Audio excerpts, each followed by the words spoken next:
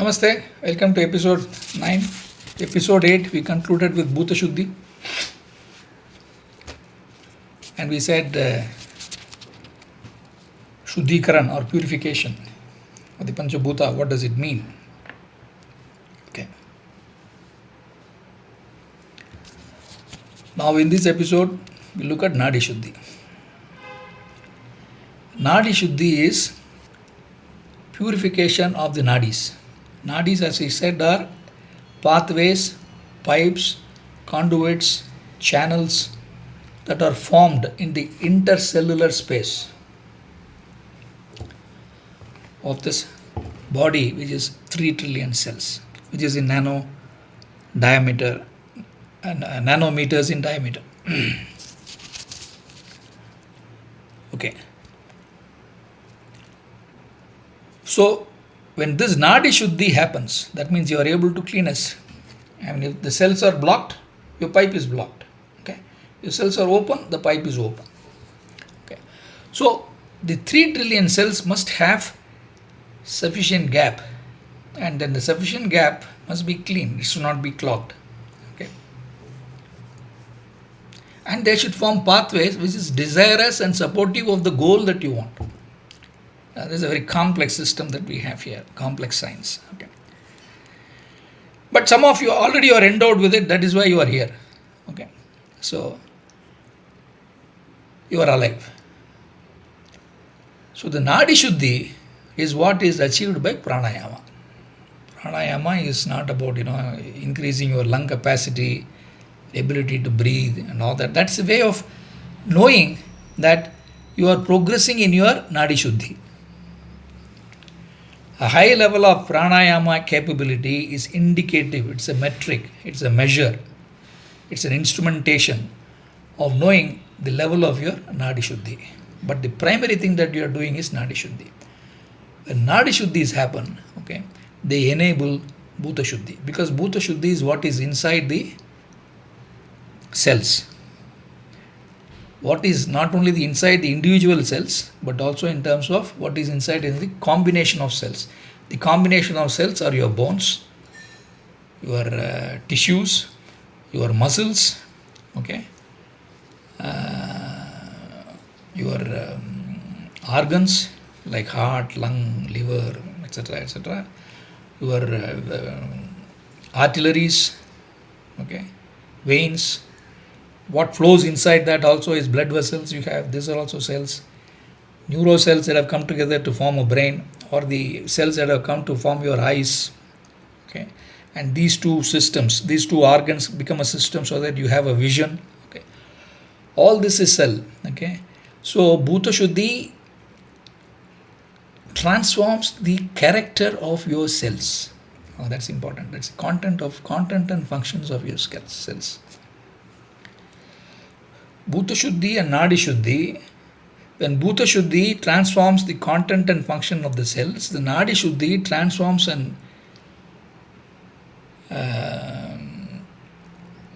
the flows or the connectedness, the networks of these cells, okay, which form a system or a subsystem.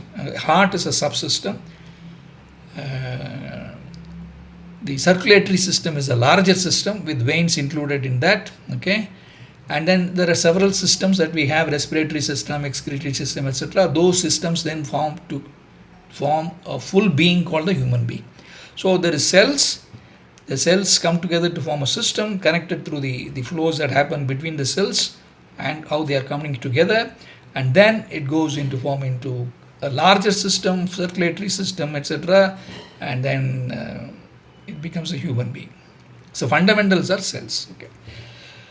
So while Bhuta Shuddhi starts to focus and then get into the content and function of an individual cells, the Nadi Shuddhi also directly relates to how your combination of cells, a cluster of cells, a coming together of cells as organs, systems, etc. work. That's why they say pranayama takes care of the basic systems of circulatory system, respiratory system, excretory system, nervous system, etc., or even that There is another system for keeping you immunity and all that stuff. Limbic system. I don't know. I don't remember the call name now. Okay. So pranayama helps you with systemic changes. Bhuta Shuddhi, the Nadi Shuddhi, which is enabled by pranayama, okay, transforms your systems in the human body. But Bhuta Shuddhi looks at the fundamentals of how your cells are, what is the nature of cells. Please understand that a cell has got a structure inside, how it works. There could be structural changes. DNA is in the cells. Okay. So in the ultimate potential situation, you could change the structure, okay, in your cells. You could change your DNA in your cells. But it's ultimate. But you are still in LKG, please understand. Okay, you are not in postdoctoral level. Okay. But then you need to understand that the whole principle of what we are doing here. Okay.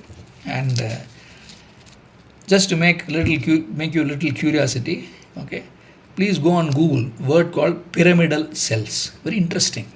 Okay. This pyramidal cell is a structure of certain cells, particularly the neuron cells. Okay. They are layers. Okay. And they form like a pyramid. Not necessarily a three-dimensional pyramid, but they are layers. Okay. And you actually go and interfere in that layers, pyramidal cells. And somehow I find a correlation between that and with our ideas of Meru, our ideas of chakra. Okay, the Meru is very important. Maybe you talk about the pyramid, right? And so some people have linked it to the energy of the pyramids and the Egyptian pyramids and all that stuff. Okay, those are different things. But you must understand when I'm talking about here, when I'm doing it for my own self-transformation, that the ultimate in pranayama and bhuta shuddhi and nadi shuddhi should be, would be, not should be, will be and would be, okay, making changes at the cellular level, cellular function level, okay, and the intercellular functions coming together, working together, which are the systems, which builds into systems being a human being. But the ultimate in the spiritual thing is that you have to stop all this. Okay, you have to get this Panchabhuta separated and in a dormant state, not working. When Panchabhutas don't come together, there is not even a cell. The cell itself is not there. You sort of vaporize, you sort of dematerialize, and so on and so forth. So in Vedanta, there is a term that is used when the Panchabhutas come together. Okay, it is called Panchikarana. Okay, some text will say 1/8, 1/4, and I'll forget it. That's nonsense. Okay, and in fact, the scriptures themselves say that Shankara got so bored, people wanted the formula for it. They didn't understand the gist, so he gave a logic so that these people can be busy with that logic. Okay, but what you need to understand that is that gist is that Panchabhutas coming together, the process is named as Panchikarana. And the Panchikarana, the way it works, can create different forms that is there.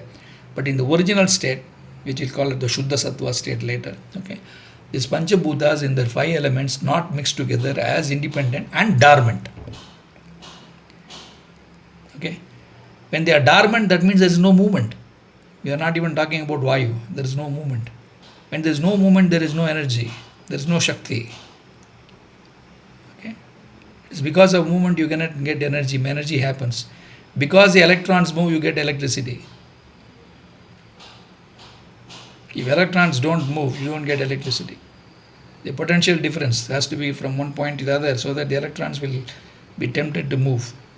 And when they move, they create electricity. There is no movement, there is no energy. Simple physics, same applies to us. There is no movement, there is no energy. If there is energy, there will be movement. These are correlated together. Okay. Now, in the original state where we say spiritually we want to go back, okay, so we are saying that we are getting the Panchabhutas to a state, okay, which is essentially the 5 elements are dormant, they are not working together, there is no movement, there is no energy. When there is no movement, there is no energy, okay, and they are not mixed up with the process of Panchikarana, there's nothing like consolidation. There is no water, there is no earth. Only when hydrogen and oxygen come together, there is water. Only when heavy metals come together, that you have earth. But if they are not coming together, if matter is not coming together, or the elements, the fundamental elements of matter is not coming together, there is no energy. And the fundamental Panchabhutas, which is what we talk about, are in their original state. I will keep this here. There is a lot more subtleties to that. Okay. Then the Panchabhutas are in original state, not mixing, not moving. Essentially, it's a zero energy state. It's a zero energy universe, which is the new term that the scientists are exploring, which is the frontiers of fundamental research today. Is there a zero energy state, zero energy universe? And if it is zero energy universe, how do I measure anything? Because you can't measure. Only when there is movement you can measure. Okay. Only when there is change you can measure. When there is no change, when there is stillness, you can't measure. So there is a state of stillness. There's a state of no change. There's a state of dormance or dormant nature of all that goes to create this cosmology, the cells, the human beings, etc. Okay, which is what is your source. If not the ultimate source, that's part of the source that you will go there. In somewhere in the destination, it's very, very far away. Okay, that we'll see later. Okay, so Bhuta Shuddhi, Nadi Shuddhi for us, okay, is essentially therefore or elementary school syllabus. Let's say we have moved from LKG to first standard.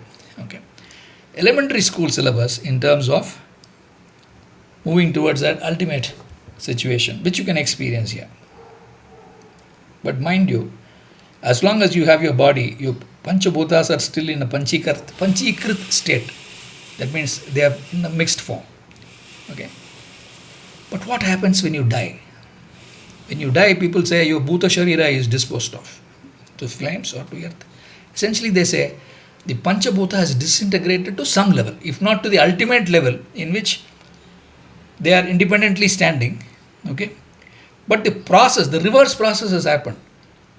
From Panchikrit, it has started to move to Apanchikrit, opposite of Panchikrit status, opposite of mixing, demixing, you can say. If Panchikarana is mixing, Apanchikarana is demixing. So, Panchikarana, when you are in a Panchikrit state, you are in this form, active, life, enjoy the life, etc. But when you die, there is a certain level, to certain extent of Apanchikarana happens, that your Panchabhuta starts to dissipate. That's why they say, if you keep the body, you will see everything separating. Not a good sight, but that is the Apanchikarana process that happens. Okay. Now, Panchikarana to Apanchikarana. These are two processes. Panchikrit state, Apanchikrit state. Okay. This is very important because the Apanchikrit states has several levels. That dematerialization has several levels. Okay. And that has got to do with the higher levels of spiritual concepts. For example, the Sthula Sharira that we have, this form that we have, is in a Panchikrit state. So it's called the Panchabhuta Sharira. Okay. The Sukshma Sharira, that means the subtle body, as we say, the subtler aspects, your functions of prana, your functions of your indriyas, your vision, etc., are the functions of the mind. Okay. The functions of your consciousness. Okay. They are all subtle. Okay. And they work on in a certain level of Apanchikrit state, demixed state. So while what you see is a Panchabhuta Sharira, these functions are happening, prana itself is happening because of a certain subtle nature of the Panchabhutas, not necessarily the very grossified nature of Panchabhuta mix, but a very rarefied, simplified, subtler nature. Now, if you want in physics, we will say this is gross physics, this is quantum physics. We can say that. We are moving from gross to quantum level understanding, quantum level functions. How does it work? Okay. So you can say in a sense that while the Sthula Sharira is gross physics, the Sukshma Sharira, you need to go into quantum physics, quantum biology. Okay. Quantum biology is very important. You have to understand that. Okay. So many of these functions that you have in terms of life, in terms of sensations, perceptions, thought process, okay, you can explain either in nervous system as a gross biology, which is what is used, molecular biology, okay, cellular biology, or you can go into quantum biology. Quantum biology is a very new, very, very nascent science. Okay, so you go into quantum biology, you will get into what we call as the science in the somewhat apanchikrit state, and that is the trend. From panchikrit state, you move to apanchikrit state. Okay. In this apanchikrit states, you get into what is called as tanmatra. Tanmatra is another technical term. Okay, tan. We say tan in tan, not tan. Tan in Hindi as body, but actually tan means subtle body. Okay, not the gross body. Sharir, tan. Deha, tan. I mean, whichever way. One is gross, one is subtle. So in Vedanta, the subtler functions are supposed to be working on a subtler mix of the Panchabhuta, the quantum level, quantum biology. Okay. And when you die, okay, when this Panchabhuta starts disintegrating, what is still remaining is, it still remains in some mix, but that's not as gross or as crystal as this, or as concrete as this, but there's a certain mix, apanchikrit states, tanmatra state, or a little closer to the tanmatra state, okay, and that is a subtle sharir, and that's a shukma sharir, subtle body, okay, and that subtle body is called jiva. Okay, so the jiva separates from panchabhuta, the bhuta sharir, okay, so you still remain as a quantum biological entity or quantum entity, if not biology yet, okay, and that is called jiva. A jiva is still an entity which is a very subtler mix of panchabhuta, a quantum level mix of panchabhuta, okay, and you are that. So that's why you say you are a gross body and you have a subtle body, and then you have a subtle body sukshma, and then you have a karana shari, that we'll go to later.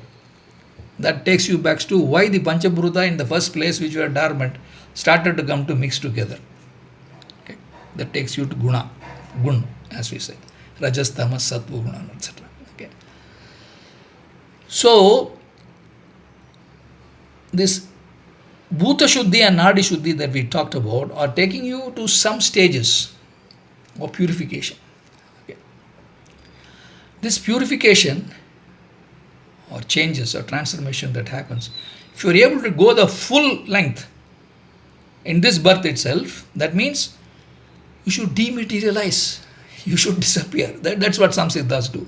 They go full length. Why do they do that? It is possible that, they started with a better state of apanchikarana, okay, not very gross state, the better state of apanchikarana, or a subtler state of panchikarana, you can say this way or that way, okay, and then they had some skills, some knowledge, okay, and then they use that and they became that. So some are born siddhas, some become siddhas because they have better starting positions. Some are gross level, so you better start with your annamaya kosha, anna shuddhi, etc., okay, and if you reach that level of water, will be able to live without water, and that means you have transcended the animal nature of this body, reptilian, mammalian, and some parts of human as well, okay, and therefore they say that when that apanchikrit jiva gets a new body, you probably will not get the body of an animal, probably not an animal of human as well. You'll probably have a different form, because you are still in a panchikrit state, you are still in a mixed state, but it's a subtle mix. It's not as gross a mix as human being, definitely as not a gross as the earth itself. Okay. So we talked about bhuta shuddhi, nadi shuddhi. We talked about panchabhuta sharir and tanmatra sharir. Tanmatra sharir is a subtle body, apanchikrit body, as we say. Okay. where the energy system works. That's why some people say this is gross body, this is energy body. Okay. But you must understand what is the meaning of this. Okay. Less of matter, more of energy. Less of grossness, more of subtleness. Okay. So Bhuta Shuddhi and Nadi Shuddhi makes that kind of transformation in your body. Okay. And why do you want to do that? The goal is yours. If your Sukshma Shuddhi Sukshma Sharir is better, then you can play well with your Sukshma capabilities. If your Sukshma capabilities or your Sukshma Sharir is more gross, then you can't play with that more. Okay. So that's about Bhuta Shuddhi, Nadi Shuddhi, and how does it link to the whole journey of transformation from where we are to the concept of Jiva to rebirth, and we'll come to rebirth and all later. Okay, quantums of Jiva and then moving to Atma or the Paramatma as we say later. Okay. So Bhuta Shuddhi, Nadi Shuddhi fits there in the big picture. We'll stop at that, and in the next episode I will take you through to the next level beyond asana pranayama to pratyahara, and pratyahara that is related to starting levels of ability to deal with your sixth sense and consciousness. With that suspense, let me close this episode. Thank you. Bye.